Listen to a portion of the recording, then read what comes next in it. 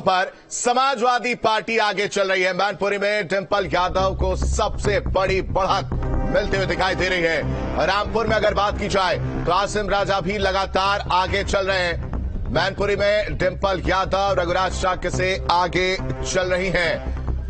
रामपुर में आसिम राजा भी लगातार आगे बढ़ रहे हैं। खतौली में मदन भैया भी बीजेपी प्रत्याशी से आगे हैं। इस बीच एक और बड़ी खबर मैनपुरी उपचुनाव से डिंपल यादव को बड़ी बढ़त मिलती हुई दिखाई दे रही है। रघुराज शाक्य से 86,000 से ज्यादा वोटों से वो आगे चल रही हैं। मैनपुरी उपचुनाव डिंपल यादव को बड़ी बढ़त बीजेपी के प्रत्याशी यानी रघुराज शाक्य से 86,000 से ज्यादा वोटों से आगे चल रही है। और खतौली की अगर बात की जाए तो आरएलडी प्रत्याशी मदन भैया आगे चल रहे हैं। गठबंधन के प्रत्याशी अगर बात की जाए आरएलडी प्रत्याशी मदन भैया आगे चल रहे 7,693 वोट से आगे चल रहे हैं। खतौली में आरएलडी प्रत्याशी मदन भैया आगे चल रहे हैं 7,693 वोटों से आगे चल रहे हैं। और रामपुर में समाजवादी के प्रत्याशी यानी आसिम राजा भी आगे चल रहे हैं। तीनों ही जगह की अगर बात की जाए तो तीनों ही जगह समाजवादी पार्टी आगे बढ़ती हुई नजर आ रही है। लगभग तस्वीर साफ होती हुई नजर आ रही है। हालांकि कुछ घंटों बाद तस्वीर साफ हो जाएगी। और सीधा रुख करते हैं हमारे साथ बीजेपी से आनंद दुबे जी हमारे साथ जुड़े हैं और मेरठ से अभिषेक हमारे साथ जुड़े हैं। सबसे पहले आनंद दुबे जी का रुख करते हैं। आनंद जी, जो तस्वीर हम देख पा रहे हैं अभी वो तो यही बता रही है कि आप अभी वो कॉन्फिडेंस से कुछ देर पहले आप कह रहे थे कि राउंड वाइज काउंटिंग चल रही है, थोड़ा वक्त इंतजार कर लीजिए, पलटेंगे आंकड़े, लेकिन आंकड़े जो सामने आ रहे हैं उसमें तो बीजेपी दिख ही नहीं रही है। नहीं जी, पलट रहे हैं आंकड़े। आप रामपुर में देखिए, अभी तक जो लीड थी वो 7,000 से ज्यादा थी। आसिम राजा 7,000 से ज्यादा वोट से लीड कर रहे थे। अभी जो 10वें राउंड की काउंटिंग हुई है उसमें हमारे जो उम्मीदवार है आकाश सक्सेना वो आगे बढ़े और ये लीड जो है 4,500 आ गए, 4,444 की आ गई है। यानी हमने उसको बड़ी तेजी के साथ 2,500 से ज्यादा वोट हमने कवर किए हैं। ठीक है आनंद जी माफ कीजिए बीच में रोक रहा हूं, आपके पास आऊंगा। मेरठ चलते हैं, हमारे साथ हमारे संवाददाता अभिषेक भी हमारे साथ बने हुए हैं। अभिषेक, वहां के लोग क्या कह रहे हैं इस रिजल्ट को देखते हुए, जरा उनसे बातचीत करिएगा, उनकी क्या सोच है और क्या वो जो ये रिजल्ट आ रहे हैं सामने, जो रुझान सामने आ रहे हैं उसको लेकर कितने संतुष्ट नजर आ रहे हैं? देखिए, मैं चिटौली गांव में हूं और आरएलडी के तमाम समर्थक हैं, कार्यकर्ता भी हैं, नेता भी हैं और बुजुर्ग भी हैं। ये बता दीजिए कितनी खुशी की बात है, अभी तो 7,500 से आपका कैंडिडेट आगे टपा नहीं, निश्चित रूप से खुशी की बात है और हमें पूरा यकीन है हम ये चुनाव जीतेंगे।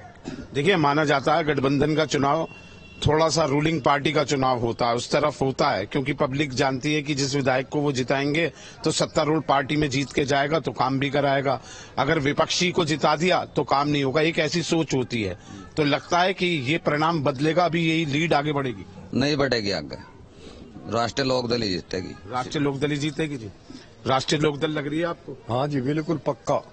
ये बता दीजिए कि अब जैन चौधरी अजीत सिंह की सत्ता पूरी तरीके से संभाल रहे हैं? अजीत चौधरी साहब चरण सिंह की भी सत्ता संभाल रहा, अजीत सिंह की तो संभाल ही रहा, चरण सिंह की भी संभाल रहा। किसानों का हमदर्द है, किसानों की बात सुने। वहाँ तो खुली पंचायत है जी, किसी टाइम जाओ किसान जब भी सुनाई हो। ये बताइए कि ये जीत राष्ट्रीय लोकदल के लिए, अगर ये जीत होती है, अभी तो खैर 2 बजे तक का ये रिजल्ट, 2 घंटे का जो अंतर है, लास्ट में ऊपर नीचे होता है, बढ़त थोड़ी सी घटी भी है, तो क्या लगता है आपको ये जीत आरएलडी के लिए कितना खाद पानी देगी? नहीं, आरएलडी के लिए तो बहुत महत्वपूर्ण जीत है, बशर्ते हमारे एक देहात में कहावत है, अंधी का भैया जब गोदी में आके बैठ जाए जब मानो आ गया मेरे पास, क्योंकि सत्ता है और ईमानदारी का कोई चुनाव हमारी नजरों में है नहीं। अच्छा चौथ साहब, एक बात बता दो बाबा जी, आप जितने भी बुजुर्ग हो वो तो आरएलडी से जुड़े रहे, लेकिन युवा छिटक गए, तो क्या बात है कि बुजुर्गों की तो आस्था अभी भी चौधरी साहब के परिवार के साथ जुड़ी हुई है, लेकिन युवा नहीं जुड़ पाते? युवा भी जुड़ रहा है, इसमें कारण एक है, सत्ता पक्ष का बहुत बड़ा, वो मुझे 6 दशक से मैं वोटर कर रहा हूँ, मेरी उम्र 80 साल हो रही है।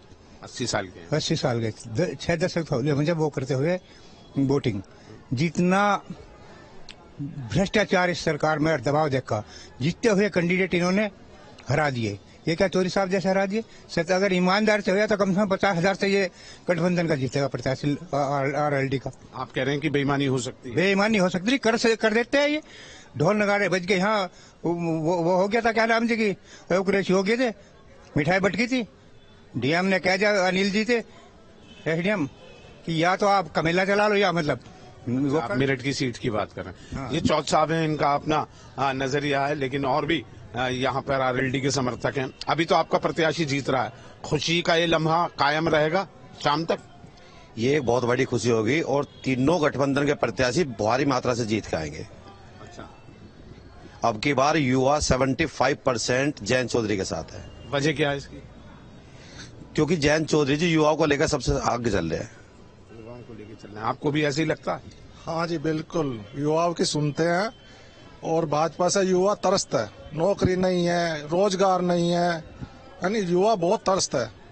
तो चौधरी साहब जो है, चौधरी जयंत जी जो है, इनकी युवाओं को साथ लेकर चल रहे हैं और इन्हें भविष्य में आगे कामयाबी की ओर ले जाना चाहते हैं। देखिए, ये जटौली गांव में आरएलडी के समर्थक आपने देखे, जिसमें बुजुर्ग भी हैं, युवा भी हैं।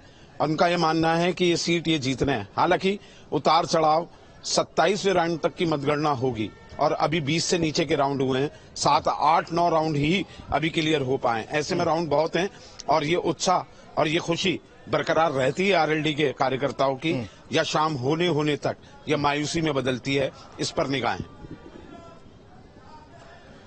ठीक है अभिषेक, अब आप ना हमारे साथ